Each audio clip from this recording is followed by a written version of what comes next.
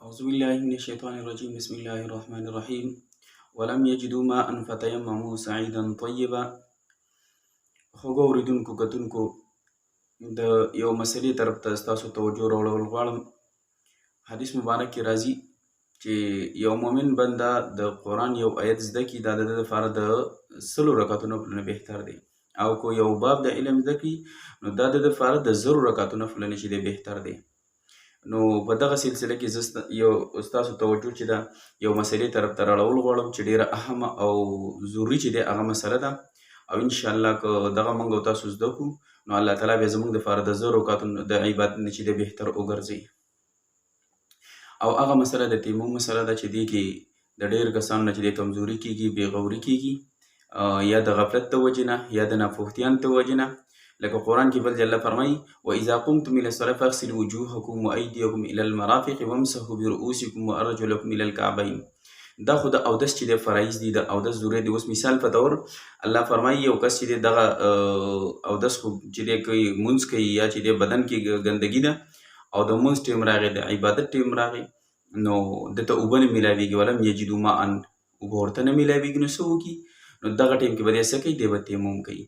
نو که دغه تیمم د اودس دپاره هم یو شان تیمم دی او د غسل ضرورت راغلی د غسل دپاره هم دغه تیمم دی، په شرط د دې چې دغه صورت چې یا په اوبو باندې دی قادر نه یا اوبه یي نه، نو په دغه صورت کې چې دی به تیمم کوي. خو الله فرمایي چې ولم یجدوا ماء، نو بیا به فتیمموا صعیدا طیبا، بیا قصد وکړي د خاورې پاکې باندې یا د خاورې پاکې طرف ته چې دی قصد او اراده وکړي، ځکه تیمم وایي قصد او ارادې ته. ټیک شو؟ نو دا به چې دی په پاکه خاوره ویلی کېږي. خو دې کې د یو څو کمزورۍ کېږي، د هغې لږ وضاحت کول غواړم. نو خوږو اورېدونکو کتونکو یو خو مهرباني وکړئ ویډیو چې دی پوره وګورئ، او بیا که ویډیو خوښه شي نو د نورو مسلمانانو وروڼو سره هم چې دی شیر کوئ. ډېرو کسانو په دې کې چې دی هغه کمزوري کېږي، ویډیو لږه معمولي اوږده شي، نو خیر دا وه چې دی زموږ دپاره د خیر چې دی هغه ذریعه. لکه ډېر خلک په دې کې کمزوري دا کوي چې لکه یو دا کې راځي که نه، یو کس وایي هغه د یو قبر شاته ناست و او تیمم یې وانو دوړې خدۍ چاته وایي څه کې لکه تیمم وایي څنګه تیمم چې استنجا کوم. نو په تیمم کې استنجا نشته دی. تیمم کې چې دی فرایض چې دي یو نیت دی او 2 ضربونه دي.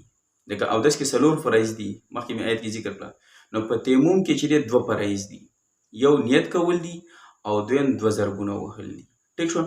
خو دا ضربونه چې دی بیا د خلکو نه بعضې کسانو نه کمزوري دا کېږي چې دا بالکل پاکه کپړه وګوري او اکثر چې دی بس زر زر پرې لاس داسې ووایي او بس په مخ او په مټو پسې راکوي، خبره ختمه. نه، الله د خاورې ذکر کړی دی، نو یا به دا دی چې پاکه لوټه چې داسې پاکه لوټه چې په هغې باندې سړی تیمم وایي چې لږه لږه خاوره پکې دا به لږ مثال یو بعضې بیماري مستقل د لوټه پرتې نو لږ وخت پس داسې مګل چې هغه کې دا غورځي یا دغه ختم شي او دې کې لږ خاوره چې پیدا شي، نو په داسې لوټه باندې یا کاڼې داسې په هغه باندې دوړه پرېوتي، نو په دې باندې هم چې دی تیمم کولی شي.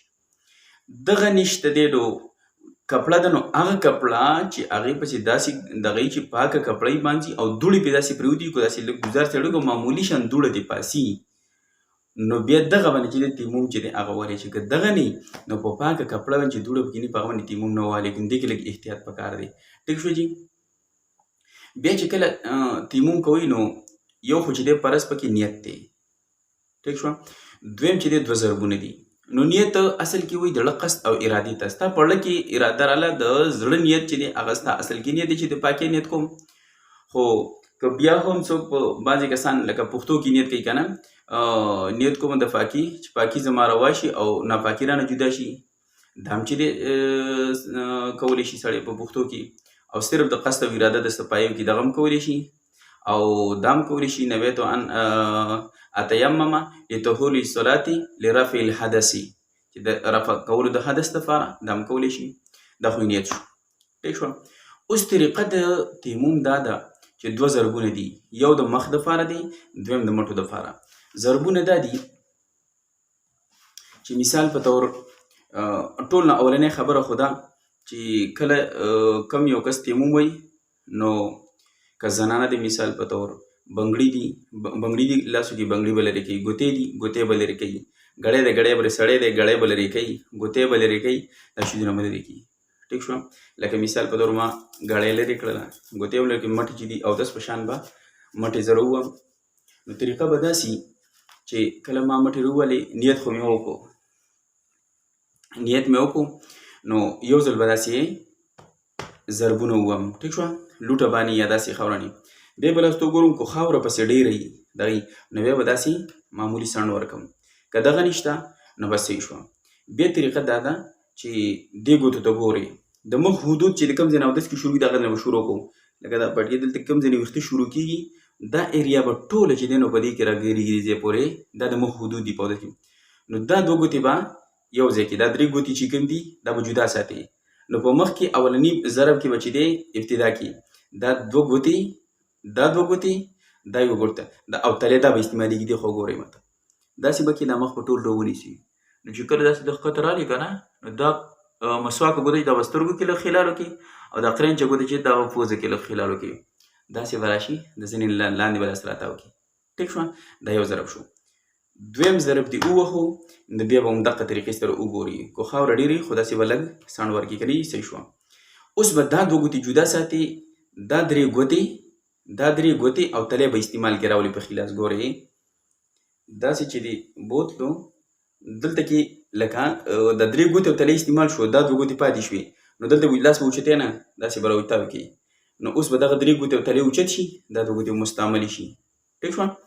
بیا چې دلته بس لاس جدا کوم دلته رالي نو بیا به داسې وکړي چې داسې دې کله وکړل یعنې هغه ګوتې بیا استعمال کې نه دي راغلي دغه دوه او د تلې او د درې ګوتې استعمال کې شو راغلي.